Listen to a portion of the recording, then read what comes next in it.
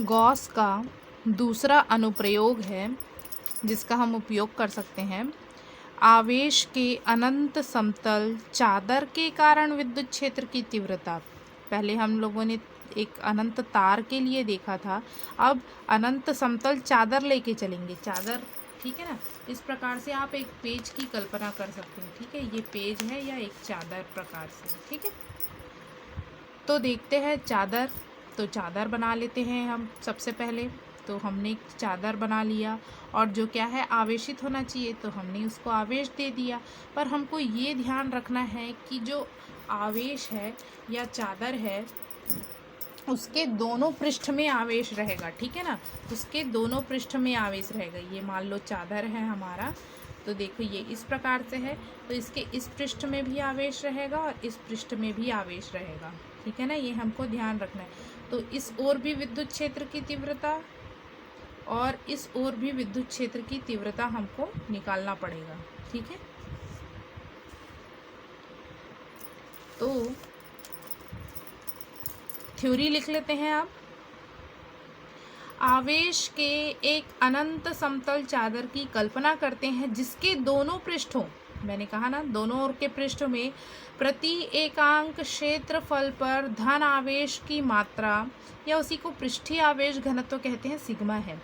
जहां पृष्ठ आया, ठीक है ना, पृष्ठ की बात हुई, मतलब कैसा वितरण होगा, पृष्ठीय आवेश घनत्व वाला वितरण होगा, ये ध्यान रखना। तो यहाँ सिग्मा आएगा। पिछले में चादर था तो रैखिक आवेश घनत्व लैम्डा लिए थे, अभी पृष्ठीय आवेश घनत्व, पृष्ठ का उपयोग हो रहा है इसलिए पृष्ठीय आवेश घनत्व सिग्मा लेंगे, ठीक है। विद्युत क्षेत्र चादर के दोनों ओर लंबवत बाहर की ओर होगा, ठीक है ना, ध्यान रखना है हमको। तो हमने ये देखो चादर है, उसके एक ओर धनावेश के कारण विद्युत बल रेखाएं बाहर की ओर रहती, इसलिए विद्युत क्षेत्र की तीव्रता बाहर की ओर।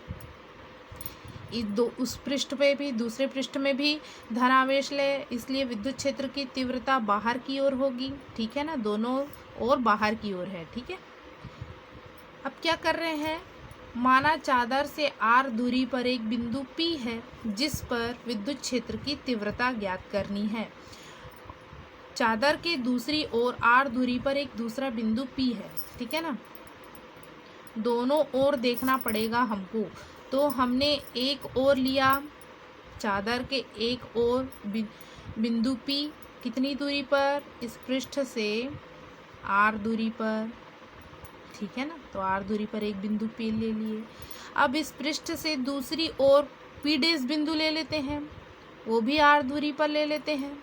तो r दूरी पर एक दूसरा बिंदु क्या है, P डैश है, ठीक है ना। अब क्या करते हैं हम, इस P डैश को हम क्या मान लेते हैं, अक्ष मानकर एक बेलन बना लेते हैं, ठीक है ना। तो ये हमारा अक्ष हो गया और हम एक बेलन की रचना करते हैं।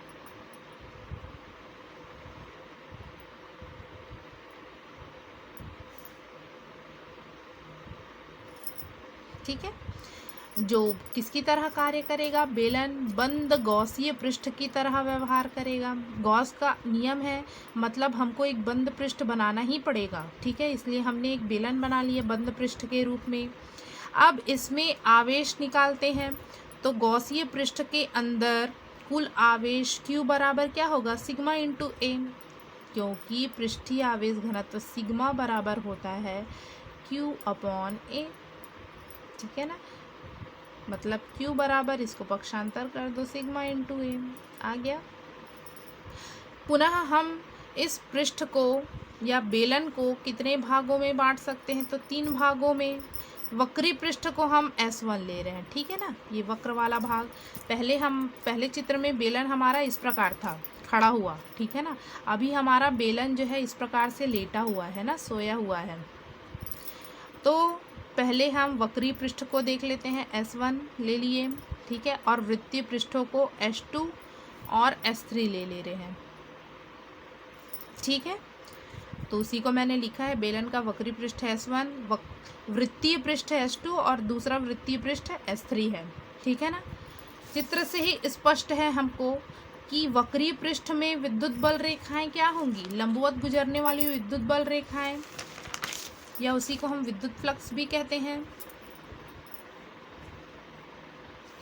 तो बेलन का वक्री पृष्ठ S1 विद्युत क्षेत्र के समांतर है। देख लो, ये बेलन का वक्री पृष्ठ है, विद्युत बल रेखाएं ऐसे जा रही है, इसके लंबवत कोई भी बल रेखा निकल रही है क्या? सभी उसके समांतर है। इसके ये भी लेटा हुआ है, ये भी समांतर, समांतर रेखाएं समझते हैं ना। तो समांतर है, इसलिए विद्युत फ्लक्स क्या होगा? विद्युत फ्लक्स शून्य होगा। विद्युत फ्लक्स शून्य होगा इस पृष्ठ के लिए, इसलिए हमने पहले ले लिया उसको। वक्री पृष्ठ के लिए विद्युत फ्लक्स शून्य हो गया। अब ये देखो वृत्तीय पृष्ठ के लिए, वृत्तीय पृष्ठ इस प्रकार से है, इससे लंबवत बल रेखाएं गुजर रही है। ये पृष्ठ से ध्यान देंगे सभी, इस पृष्ठ से लंबवत बल रेखाएं गुजर रही हैं।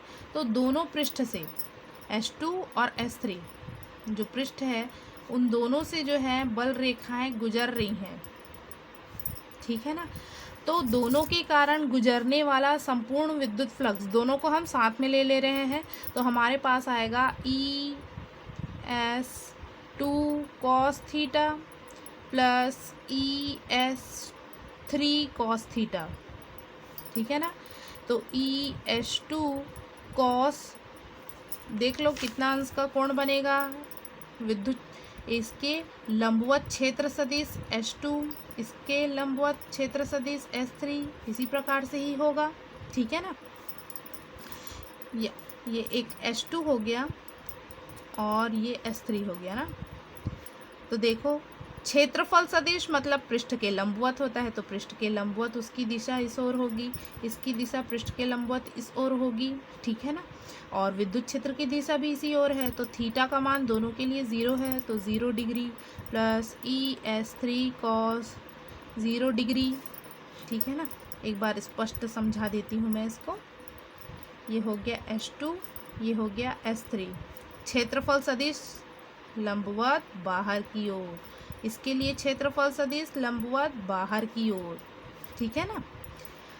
पृष्ठ के लंबवत होता है ना, और विद्युत क्षेत्र की दिशा भी इसी दिशा में, विद्युत क्षेत्र की दिशा भी इसी दिशा में है, इसलिए क्या हो गया, थीटा का मान 0 हो गया। दोनों के बीच कोई कोण बन रहा है क्या? नहीं। तो हमारे पास आ गया ES2 plus ES3 cos 0 degree का मान 1 होता है, ठीक है ना।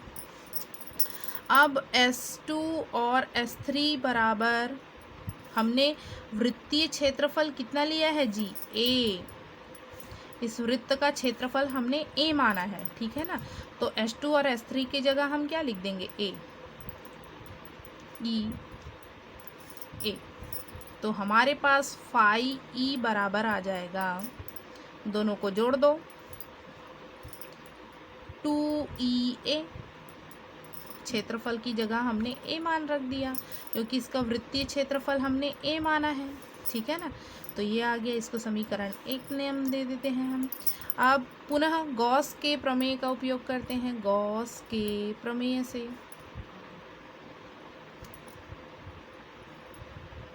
Phi E is equal to होता है Q अपॉन एप्सिलॉन 0, ठीक है ना। ये समीकरण 2, समीकरण 1 व 2 से क्या आ जाएगा हमारे पास?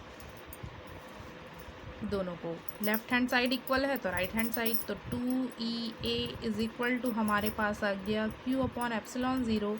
यहाँ से E की वैल्यू निकालते हैं तो Q upon 2A into epsilon 0, ठीक है ना। Q की वैल्यू हम क्या जानते हैं? सिग्मा इंटू A, तो E बराबर आ गया Q की जगह sigma into A upon 2A epsilon 0, A से A कैंसल, तो E बराबर आ गया हमारे पास सिग्मा अपॉन 2 एप्सिलॉन 0। यही अभीष्ट सूत्र है, ठीक है। बहुत ही इजी है, आसानी से समझ में आ जाएगा, ठीक है।